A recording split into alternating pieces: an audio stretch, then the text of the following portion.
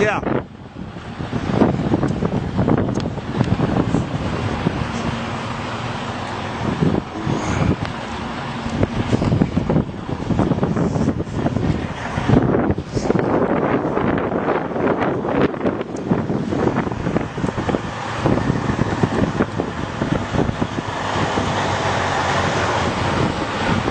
Goes all the way to Washington, D.C., huh?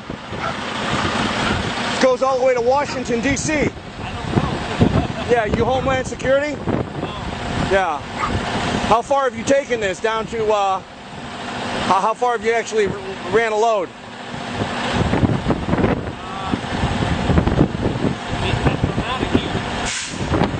100 miles? Up to Maine? No shit. How many miles do you think that is?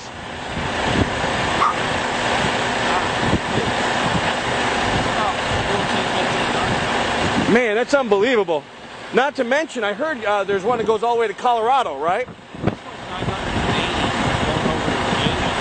Unbelievable. What do you think you're hauling? Any idea? Crap. Yeah, okay. Yeah. Crap makes all kinds of stuff. Yeah. You don't really know. Yeah. I know there's been a lot of military stuff being hauled around lately, that's for sure, huh? Yeah, but not in we deliver to military. Gotcha. Gotcha. Yeah. Yeah. Yeah. Well, I appreciate I heard that's water supply, food supply, everything's in there. Huh? Yeah, unbelievable. But you don't get no cell phone for service. No. Peace, brother.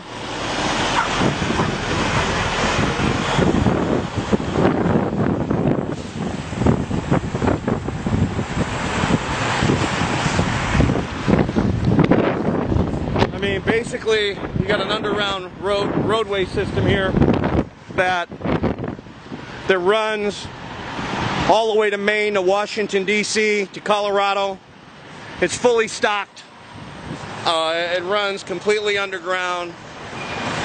And you can see they've been hauling tons of military equipment. You know, they're stocking all these bases. Now, the other thing is the railroad system here is also very strategic. They're bringing in boxcar loads and they're dump shipping here, and they can really deliver to all these locations, which these locations go all the way to Area 51. These locations go all the way to Washington, D.C. There's access underneath the White House to this location, okay? So this is a strategic location, which is really the new command center for the Illuminati and the United States government. Well, forget the United States government. This is a headquarters for the Illuminati. This is where they'll ship most of their supplies. When they go underground, they can stay underground for quite some time. And this is stocked with food, water, everything they need. It's an underground city. So this is the north entrance, and we're going to go see if we can do some more digging.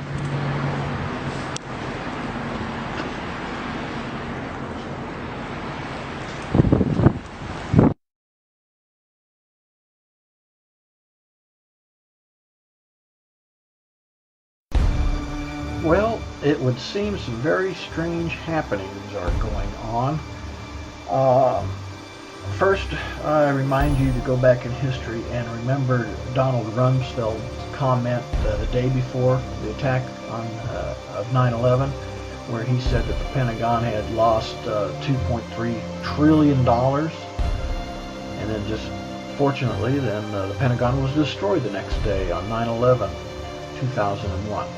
Well, I believe a lot of that money went to go to spending for certain operations for the CIA, FEMA, Homeland Security, and a lot of that was building underground military complex. Fast forward to August of this year, if you remember that DC that happened, Virginia, Washington DC, and also in Colorado, there's evidence pointing to that not being an earthquake as much as it was probably a nuclear explosion done by the good guys, the Black Ops military, who found out about the the evil plans of the globalists that were planning on killing off a huge percentage of the population and going and running and hiding in the military underground complex. So what they've done is cut off some escape routes during that time. And the reason I say it was probably nuclear as opposed to an earthquake is the seismograph showed that there were no primary waves associated with these two explosions. And they were very shallow, and also in an area that doesn't receive many earthquakes.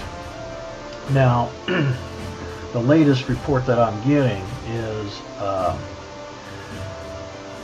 long about September 20th, 21st, 22nd of this year, there were at least 13 very powerful underground explosions rocking the United States Midwest, and they registered as small shallow earthquakes with the USGS.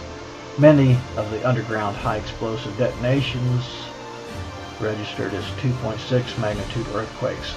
So what they're saying is the U.S. military is sealing off the tunnels so that the globalists and the U.S.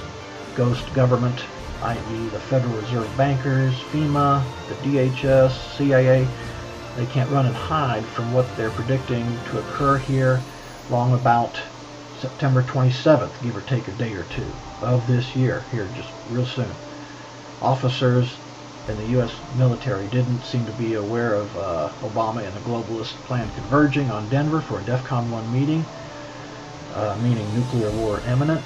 A cocked pistol drill email was sent to the U.S. Air Force Office of Special Investigations on September 21st of 2011 to alert them to a planned false flag nuclear detonation on U.S. soil somewhere in the American Midwest.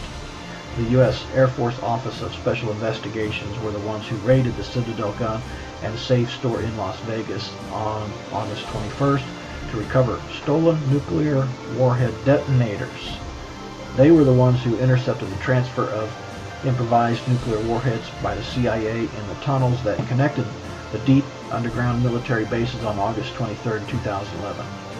The impoverished nuclear bombs, the W-54 style warheads, they were being transferred via those tunnels to Washington, D.C. and New York City when they detonated during a firefight between U.S. military personnel and the criminal CIA, DHS, FEMA operatives.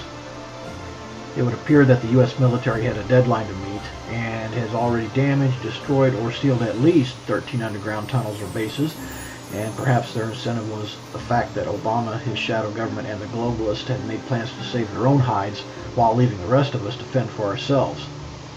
Perhaps they investigated and confirmed that another false flag nuclear detonation was imminent and acted accordingly to prevent it. The following video details the contents of a Department of Defense document entitled Internment and Resettlement Operations, also known as FM 3-39.40. The document is 325 pages long and it is signed by Joyce E. Morrow, Administrative Assistant to the Secretary of the Army. It was created in 2010, however, has just been recently leaked to the public via the internet and can now be downloaded from multiple sources. In the description below, you'll find a download link for the document. I strongly encourage you to download it yourself and to verify everything that's being said here. The document outlines military procedures for internment and resettlement of civilians, and it describes the layout and the administration of these internment camps. It clearly states on page 38 that it applies within U.S. territory, and it specifically addresses the detainment of U.S. citizens, as is indicated by the identification procedures for new prisoners on page 146, which states that social security numbers are to be recorded alongside their photograph and fingerprints. Included in the list of organizations which may be involved in these internment operations are the Department of Homeland Security, FEMA, the Department of Defense, and the United Nations. On page 56, the document outlines the responsibilities of psychological operations officers within the camps, among which it states that a PSYOP officer develops and executes indoctrination programs to reduce or remove antagonistic attitudes and identifies political activists. On page 281, the document goes into more detail regarding the role of psychological operations within the camps, specifically in regards to pacifying the population and ensuring cooperation.